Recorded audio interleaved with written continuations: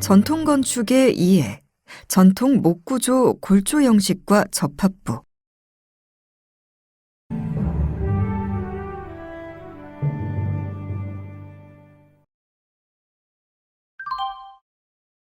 우리나라의 전통 목조 건축은 크기와 구조 형식이 다양합니다.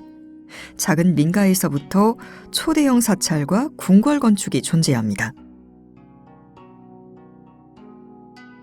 외부에서 봤을 때 여러 층으로 만들어진 것처럼 보이는 건축물도 있습니다. 그렇지만 층이 존재한다는 것은 바닥판이 있어야만 합니다. 이런 관점에서 본다면 중층 건축물은 물루 건축을 제외하고는 없다고 할 수 있습니다.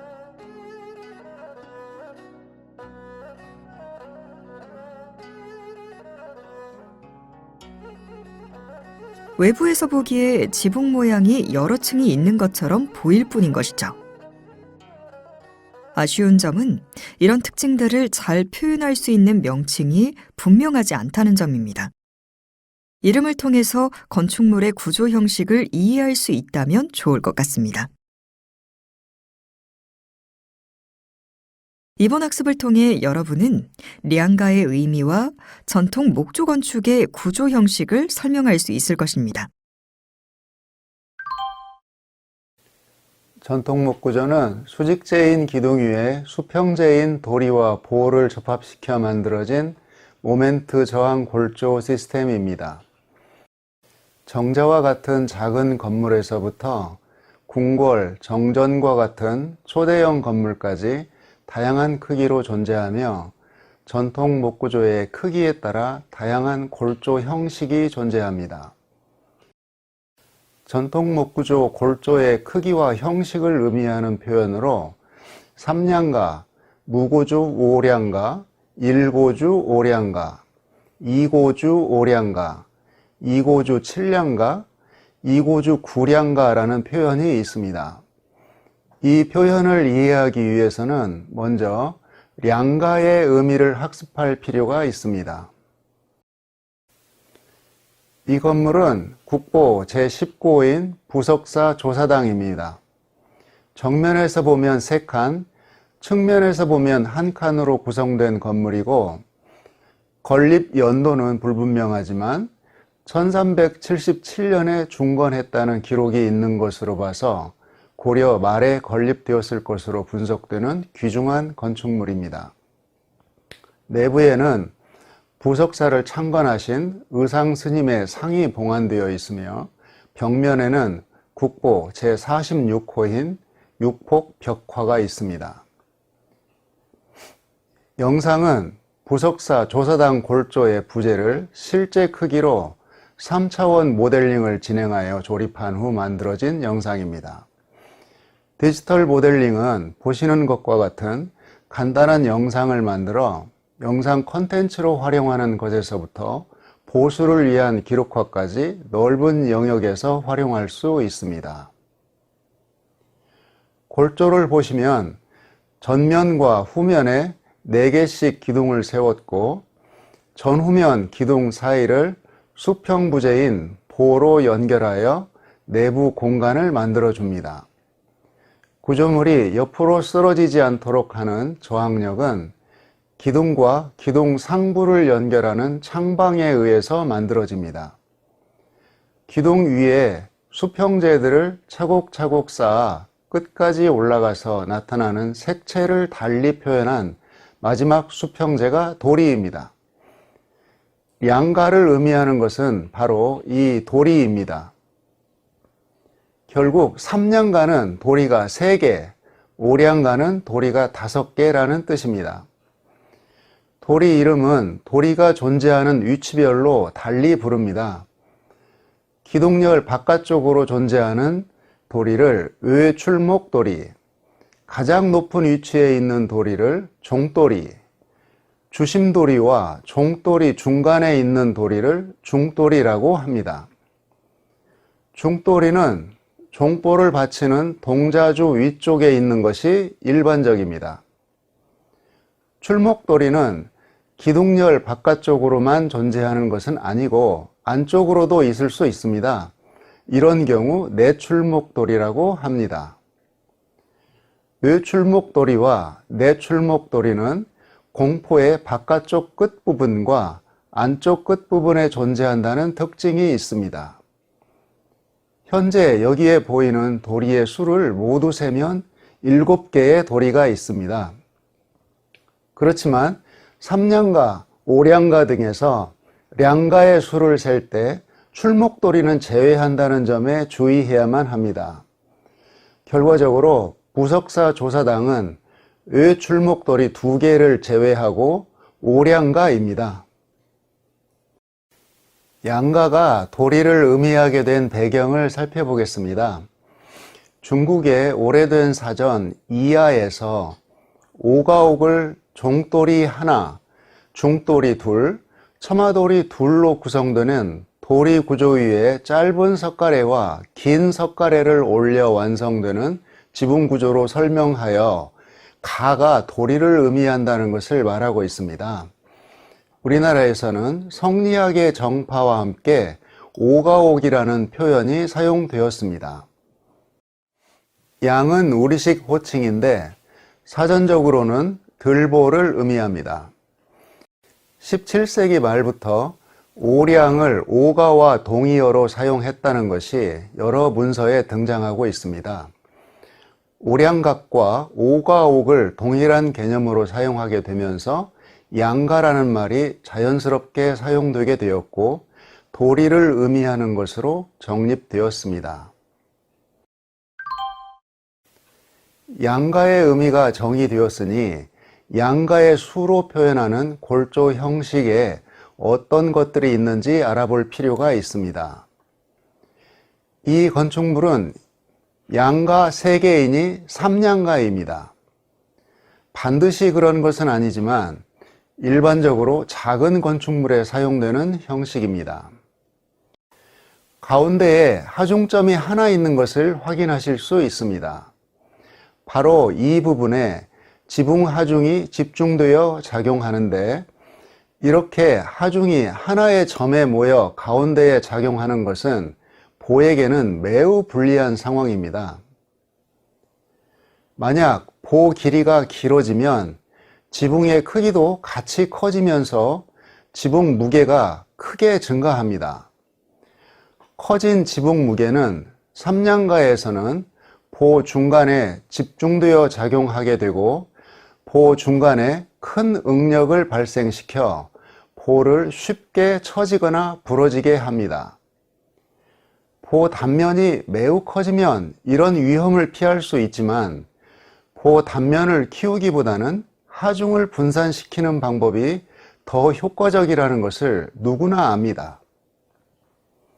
따라서 어떤 목적이 있는 경우를 제외하고는 삼양가는 작은 건축물에 사용되는 것이 일반적이라고 말할 수 있습니다. 양가가 5개이니 오량가입니다. 외곽에 있는 기둥보다 높이가 높은 기둥을 내부에 사용하지 않고 있으며 이런 경우 무고주 오량가로 부릅니다. 대들보 위에 하중점이 2개 있는 것을 확인하실 수 있을 것입니다. 보 단면이 커져서 견딜 수 있는 지붕 무게가 커졌고 하중점이 2개로 나누어져 작용하는 하중을 분산시킴으로써 보의 효율을 높였습니다. 이런 효과들에 의해서 오량가는 삼양가보다 보 길이가 길어지는 것이 일반적입니다. 이 건축물은 2009년 국보 제311호로 지정된 봉정사 대웅전입니다. 주심도리 안쪽과 바깥쪽으로 출목도리가 있어 도리 수는 모두 9개지만 출목도리 4개를 제외하면 양가가 5개이니 오량가입니다. 외곽에 있는 기둥보다 높이가 높은 기둥을 내부에 하나 사용하고 있어 이런 경우 일고주 오량가로 부릅니다. 대들보 위에 하중점이 1개 있는 것을 확인하실 수 있을 것입니다. 그렇지만 삼양가와 달리 하중점이 가운데 있지 않고 외부 기둥 쪽으로 치우친 것을 알 수 있을 것입니다. 이처럼 하중점이 외부 기둥 쪽으로 이동할수록 대들보에는 작은 힘이 작용하여 유리해집니다. 그렇지만 종보의 길이는 점점 길어져서 종보에게는 불리한 상황으로 작용합니다. 이 건축물은 국보 12호인 은혜사 거조암 영산전입니다. 양가가 5개이니 오량가이고 외곽에 있는 기둥보다 높이가 높은 기둥을 내부에 2개 사용하고 있으니 이런 경우 이고주 오량가로 부릅니다. 중도리에 작용하는 지붕하중은 고주에 직접 작용하고 있고 대들보에는 가운데에 집중하중이 하나만 작용하고 있어 삼양가와 동일한 방식으로 하중이 작용합니다. 따라서 양가가 5개에 이어서 오량가로 구분되지만 하중 작용 방식은 삼양가와 유사한 형태로 볼 수 있는 건축물입니다. 이 건축물은 국보 18호인 부석사 무량수전입니다. 조사당과 함께 고려 후기 때의 건축물로서 우리에게 너무나 중요한 건축물입니다. 양가가 9개이니 구량가이고 외곽에 있는 기둥보다 높이가 높은 기둥을 내부에 2개 사용하고 있으니 이런 경우 이고주 구량가로 부르게 됩니다. 그런데 골조 단면에서 볼 수 있는 것처럼 지붕 형식이 다른 건축물과 비교할 수 없을 정도로 화려하고 차이가 납니다. 이 건축물은 도리가 많지만 도리 간격이 촘촘해서 많은 도리수만큼 건축물이 크지 않다는 특징이 있습니다. 그렇다면 양가로 표현된 골조 형식의 장단점에 대해서 살펴보고자 합니다. 골조 형식을 양가로 표현했을 때 가장 큰 장점은 직관적이고 간단하다는 것입니다. 앞에서 무량수전의 경우처럼 예외적인 사례가 있기는 하지만 숫자가 커질수록 건축물이 커지고 화려해지는 경향이 있는 것은 사실입니다. 오량가와 칠량가 사이의 크기 차이를 말하기는 쉽지 않지만 삼량가에 비해서 오량가, 칠량가는 대부분은 큽니다. 단점으로는 지나치게 단순해서 골조 형식을 제대로 나타내지 못하는 경우가 많다는 점입니다. 왼쪽은 봉정사 극락전이고 오른쪽은 여수 진남관인데 양가의 수는 같지만 크기 면에서는 확연히 다를 수 있습니다. 부석사 무량수전에서와 같이 양가의 수가 많아져도 건축물의 크기가 커지지 않을 수도 있습니다. 양가의 수를 세는 것에도 혼란이 있을 수 있습니다. 출목도리를 제외하고 있는데 간혹 주심도리 없이 출목도리만으로 만들어진 건축물도 있어서 이런 경우 양가의 수를 정하는데 혼란이 있을 수 있습니다. 이름만 가지고 건축물의 골조 형식을 판단하기가 실질적으로 어렵습니다. 이 건물은 금산사 미륵전인데 이렇게 장대한 건축물의 골조 형식을 양가의 수만으로 어떻게 나타낼 수 있겠습니까? 전통건축물 구조 형식을 표현하는 다른 방식에 대해 말씀드리겠습니다. 작용하는 하중점의 수에 따라 보에 나타나는 모멘트 선도의 모양이 다르게 나타납니다. 가운데에 집중 하중이 작용할 경우 보 가운데가 꼭지점이 되는 삼각형 모양으로 모멘트 선도가 나타나게 되어 가장 불리한 형태가 됩니다. 작용하는 하중점의 수가 두 개로 분산되면 보에 나타나는 모멘트 선도가 삼각형의 정점 부위를 수평으로 잘라낸 것과 같은 사다리꼴 형태가 되어 유리한 모양으로 바뀌는 것입니다.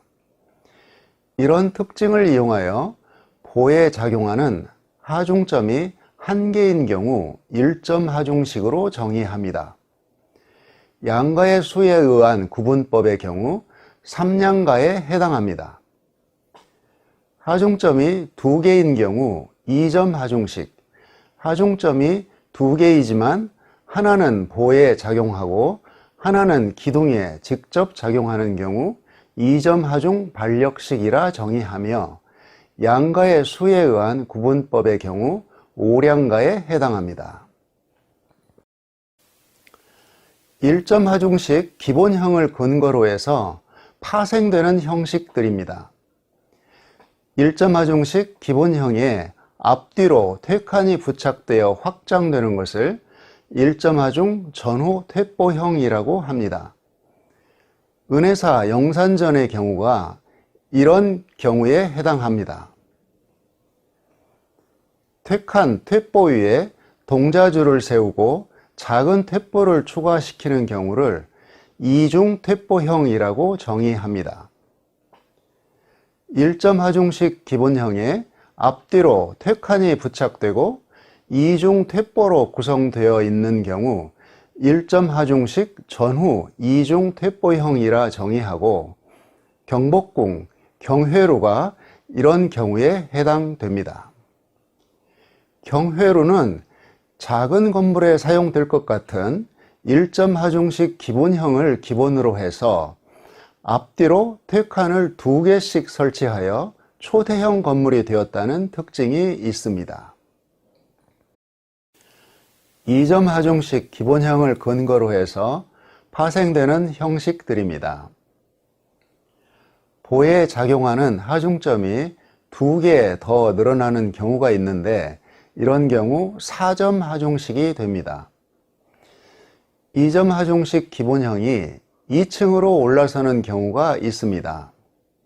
문루 건축물이 이런 경우에 해당되는데 2층 바닥판이 존재하기 때문에 중층 건물로 정의될 수 있고 2점 하중식 중층형으로 정의됩니다. 앞뒤로 퇴칸이 부착되는 경우 2점 하중식 전후 퇴보형이 되고 앞 또는 뒤로 한쪽에만 퇴칸이 부착되는 경우 2점 하중식 퇴보형이 됩니다. 부착된 퇴칸의 퇴보 위로 기둥이 올라서고 조금 작은 퇴보가 부착되는 경우 1점 하중식에서처럼 이중 퇴보라는 명칭이 부여됩니다.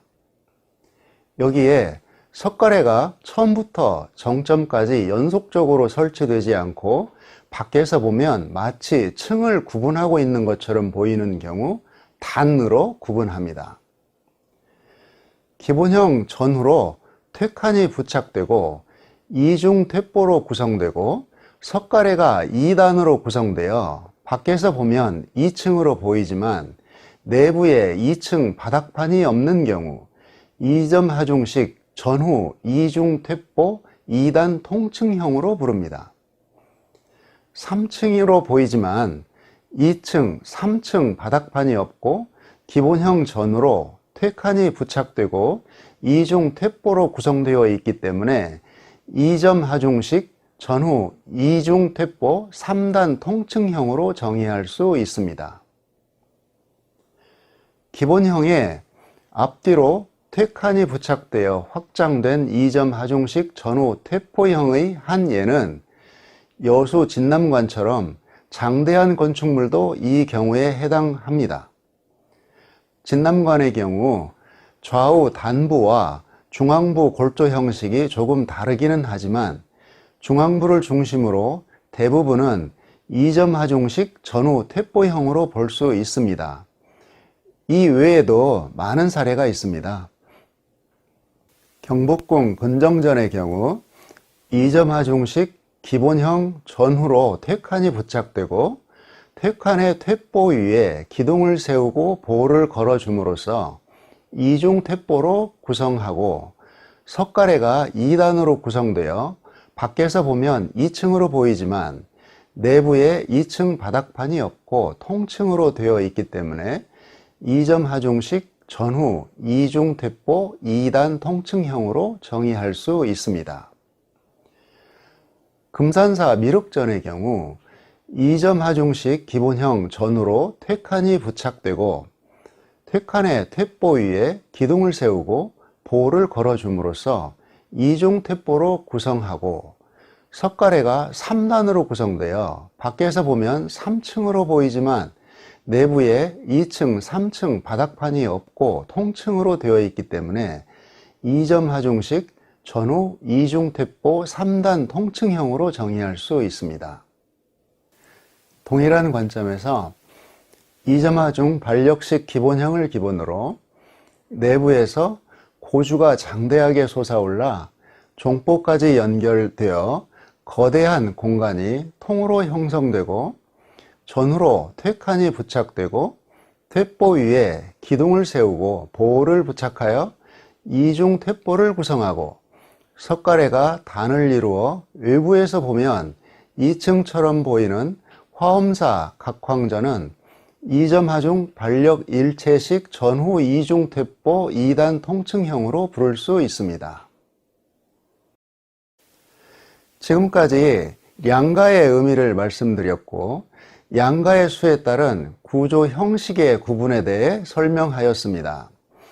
양가의 수에 의한 구조 형식 구분법의 장단점을 말씀드렸으며 새롭게 개발된 전통 목조 건축 구조 형식 구분법에 대해서 말씀드렸습니다. 이상으로 전통 목구조 골조 형식에 관한 강의를 마치도록 하겠습니다. 이번 시간에 살펴본 내용을 다시 한번 정리해 봅시다. 학습한 내용을 확인하는 시간을 갖도록 하겠습니다. 평가 문제는 총 2문항이 제시되고 각각 2번의 기회가 주어집니다.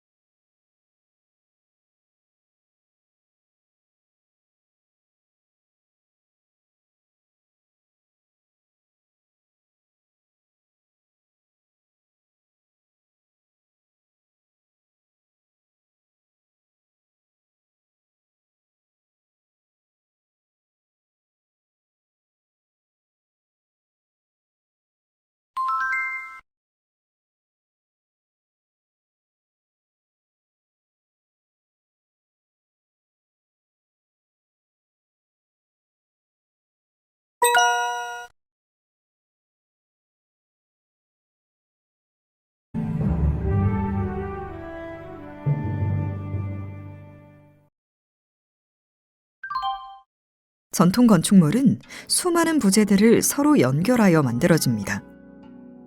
오랫동안 잘 서 있기 위해서는 부재와 부재 간 연결 부인 접합부가 견고하게 유지되어야만 합니다. 전통 접합부라고 해서 모두 견고한 것은 아닙니다. 좋은 특성을 갖고 있는 접합부도 있지만 문제를 발생시키는 접합부도 있습니다. 결과적으로 접합부 형태와 특징을 잘 이해하는 것은 향후 우리 전통 건축의 지속적 발전을 위한 토대가 된다고 볼 수 있을 것입니다. 지금부터 우리 전통 건축에 사용되는 접합부 형태에 대한 학습을 시작하도록 하겠습니다.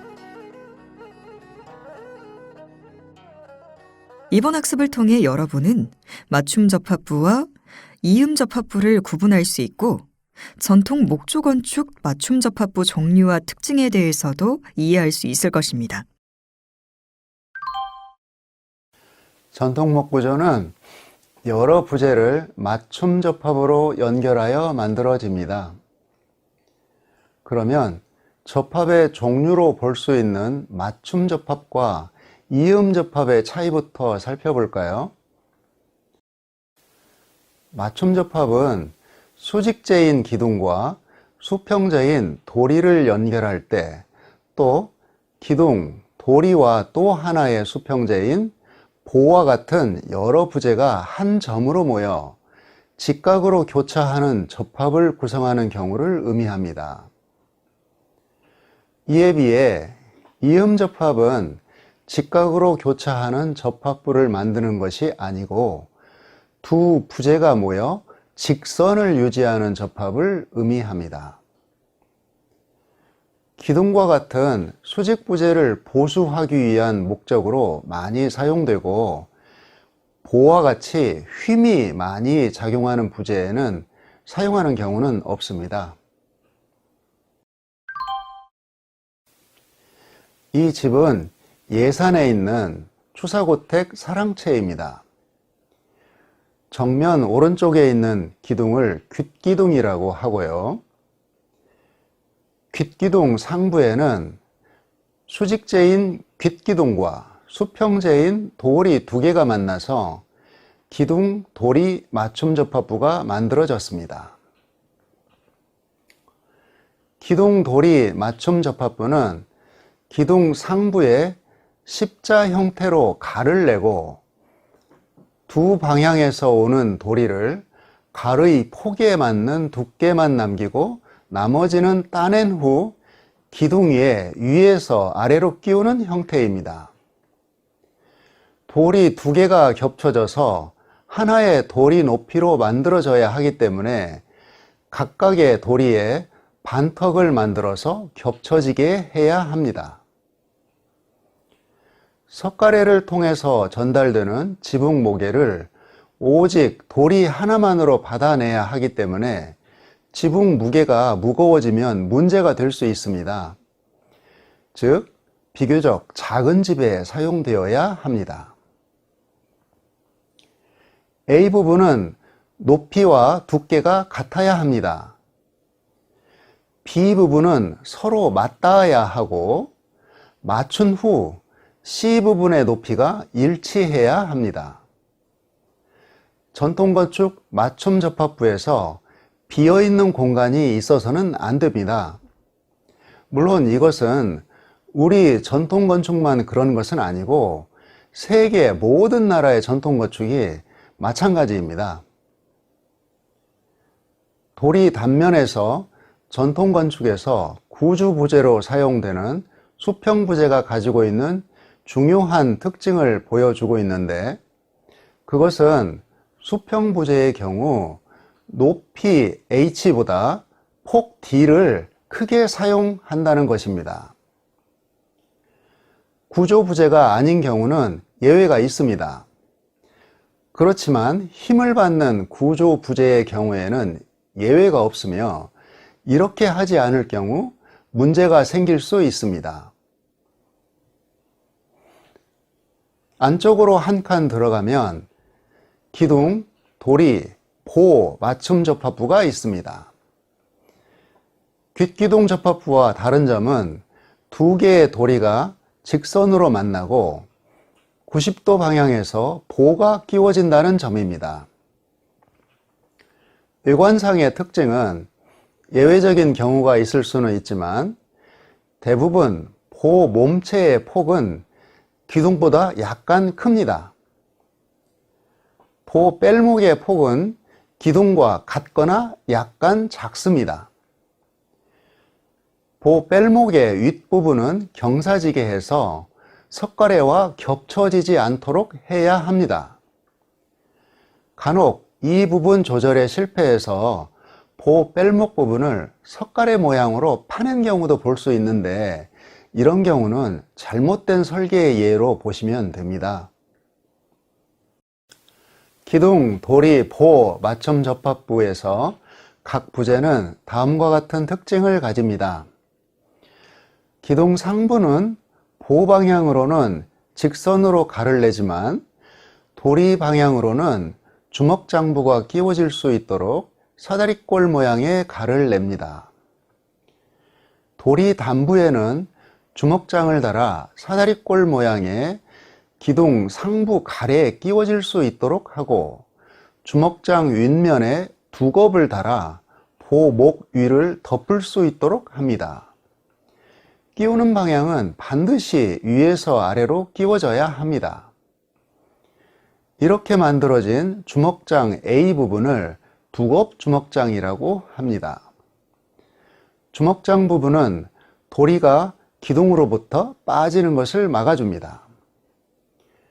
두겹은 B 부분에 나비장을 끼워 도리를 서로 연결하는 것을 가능하게 하고 보목 C 부분의 노출을 방지하여 보목을 보호하는 역할도 합니다.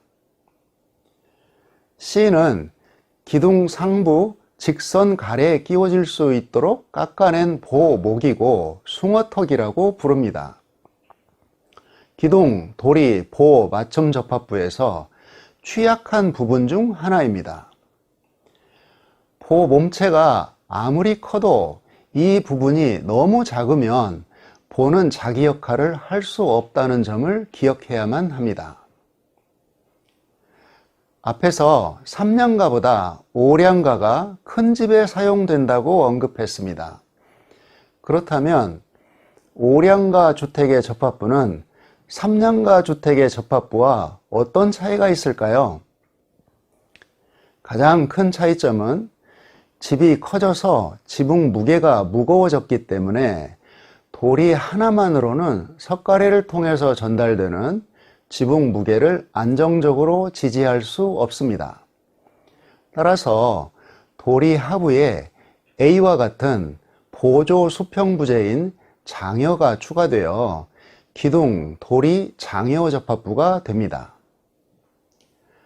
장여가 추가되었기 때문에 귓기둥 상부 가래 깊이가 달라져야 합니다. 즉, 장여의 높이만큼 갈을 더 깊게 내야 하는 것이죠. 세부적인 사항은 기둥, 도리 접합부와 큰 차이는 없습니다.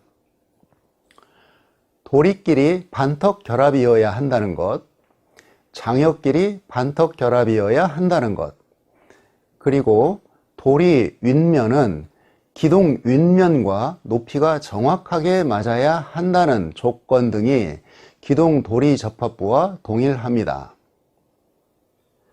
앞에서도 말했지만 차이가 나는 점은 장여가 추가되었기 때문에 귓기둥 상부 가래 깊이가 장여의 높이만큼 더 깊어져야 한다는 점입니다.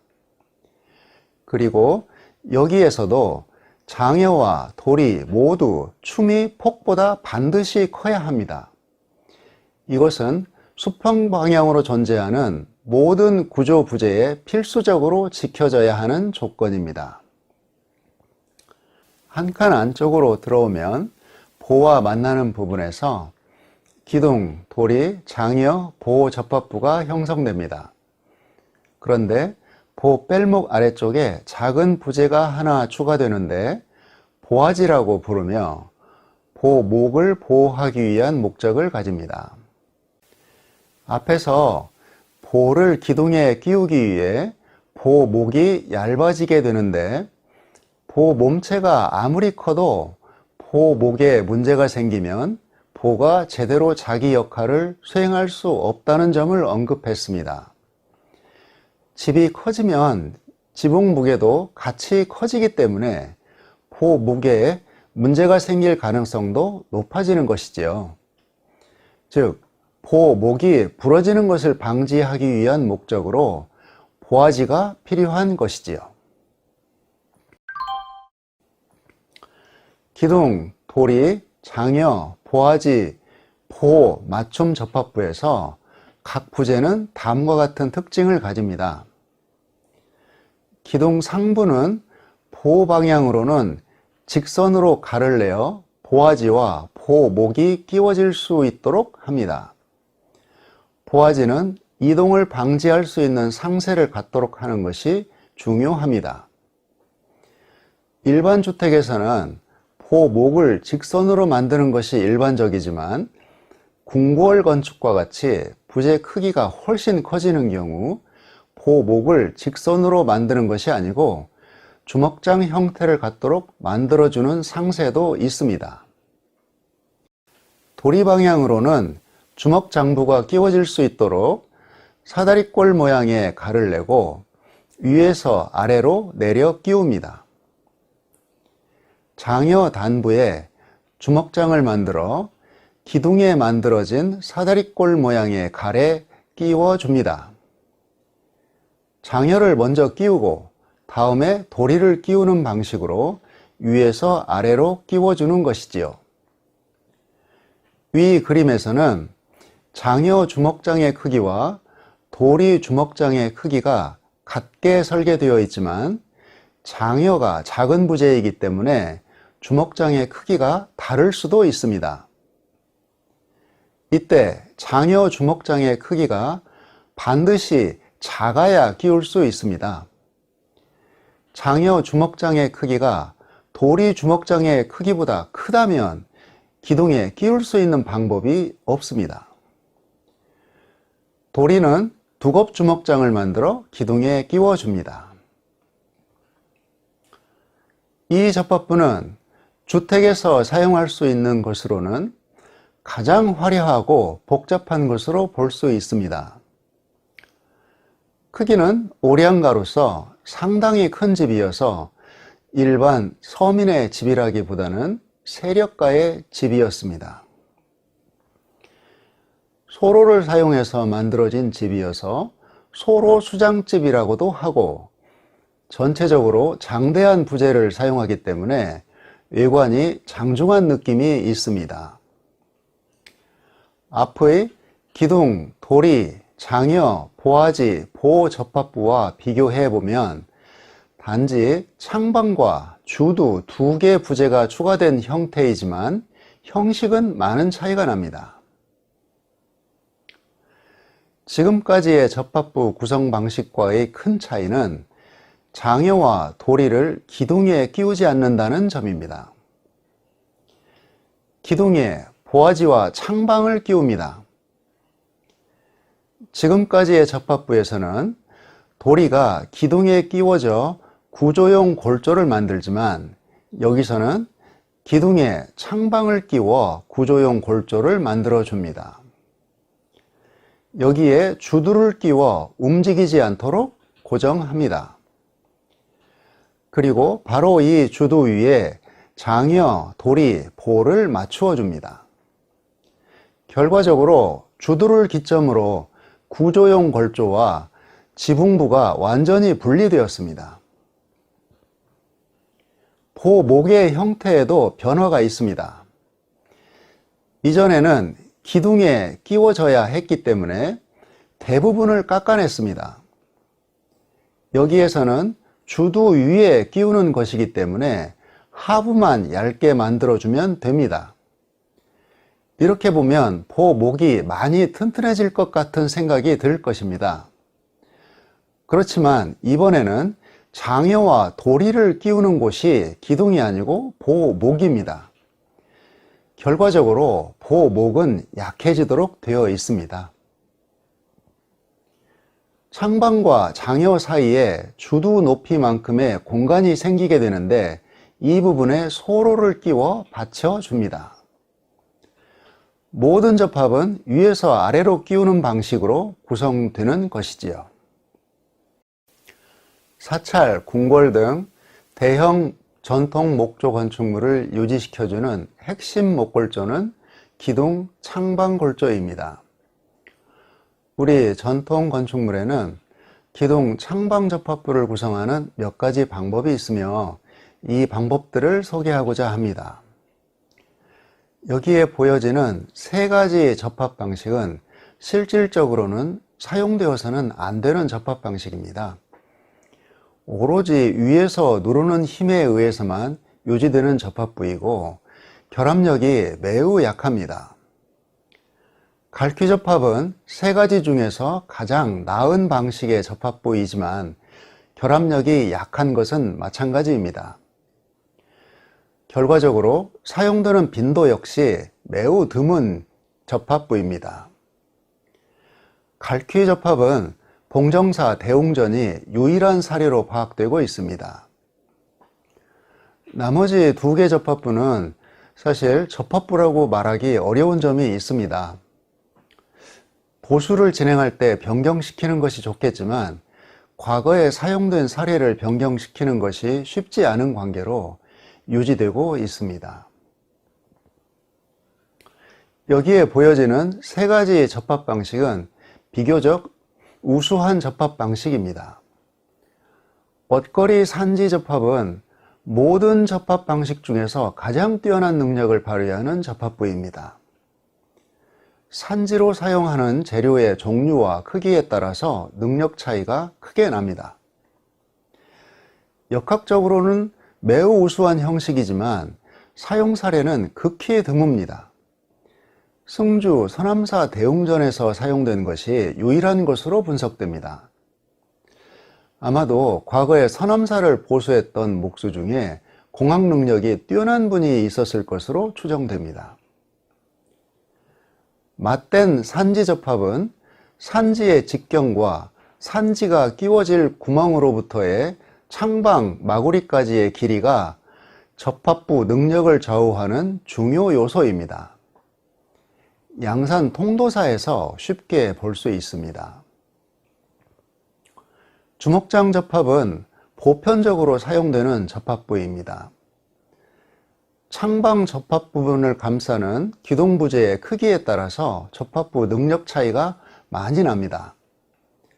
지붕에서 내려오는 하중이 주두를 눌러 기둥 상부를 강하게 고정시키면 주먹장 부분의 벌어짐을 제어하는 능력이 향상되는 것이지요.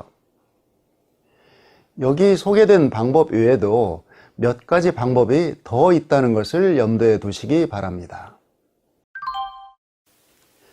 이제 잘 알고 계시는 공포를 접합시키는 방법을 알아보겠습니다.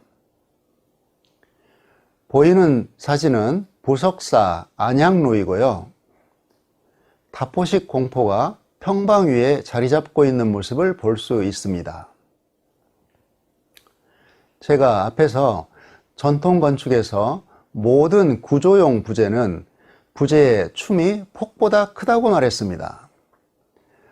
그런데 이 사진에서 볼 수 있는 평방은 폭이 춤보다 큽니다. 이것은 평방의 용도가 구조용 부재가 아니고 공포가 자리를 잡을 수 있도록 하는 부재이기 때문에 그렇습니다. 공포는 특별한 결합 방법이 있는 것은 아닙니다. 수평으로 통과하는 부재들끼리는 반턱으로 결합할 수 있도록 하고요. 아래쪽 갈의 폭과 위쪽 부재의 폭을 같게 하여 맞춰주는 방식으로 구성됩니다. 소로를 많이 사용한다는 특징이 있습니다. 소로의 목적이 윗부재에 자리를 잡아주는 역할을 하는 것이므로 소로 윗면과 윗부재 아랫면과 반드시 일치해야 합니다. 위아래 부재 간에는 촉을 끼워주는 것으로 이동을 방지합니다. 촉은 나무 섬유 방향으로 깎은 엄지손가락보다 조금 더 굵은 아주 작은 부재로서 부재들이 서로 이동하는 것을 막아줍니다. A 부분 소로를 보시면 마치 손가락이 올라와 있는 것처럼 보이지만 소로가 이렇게 생긴 것은 아닙니다. 실제 소로는 B처럼 생겼지만 위쪽 부재에 덮여서 이렇게 보이는 것입니다. 공포 중 가장 화려한 부분은 귀포입니다. 설계도, 제작도 복잡한 곳이고요.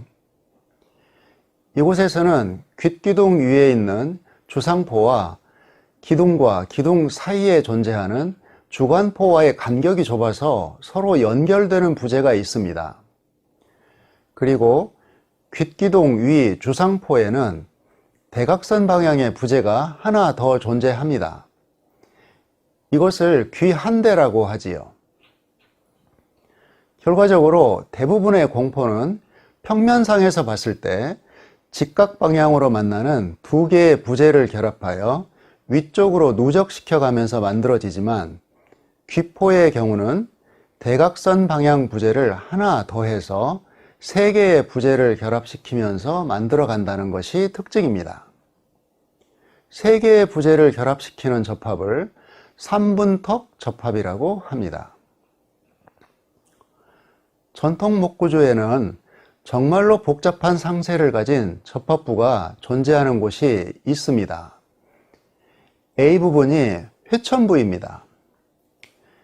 이 부분은 수직재인 기둥 위로 수평재가 바깥쪽에서 2개, 안쪽에서 2개가 모여 결합이 이루어질 가능성이 높은 곳입니다. 수직재 하나에 4개의 수평재가 모여서 결합시키는 것은 쉬운 일이 아닙니다. 깎아내는 양이 많아서 접합부가 약해질 위험성이 아주 높습니다. 다양한 접합 형식이 존재하는데 지금까지 25개 이상이 되는 것으로 파악되고 있습니다. 여기에서 이것들을 다 보여줄 수는 없고 한 가지 예만 보여드리도록 하겠습니다. 보아지 기능을 하는 부재를 열십자로 교차 결합시켜 상부의 부재를 지지할 수 있도록 하고 있습니다. 상부 부재는 기둥을 통과하면서 주먹장 결합을 하고 있으며 이 주먹장 결합 전체를 반턱으로 하여 나머지 2 부재와 직교할 수 있도록 하고 있습니다. 지금까지 맞춤 접합부와 이음 접합부의 차이를 말씀드렸고 맞춤 접합부의 종류와 특징을 설명하였습니다. 기타 접합 형식에 대해서 말씀드렸으며 회천골 접합부에 대해서 말씀드렸습니다. 이상으로 전통 목구조 접합부에 관한 강의를 마치도록 하겠습니다. 이번 시간에 살펴본 내용을 다시 한번 정리해 봅시다. 학습한 내용을 확인하는 시간을 갖도록 하겠습니다. 평가 문제는 총 2문항이 제시되고 각각 2번의 기회가 주어집니다.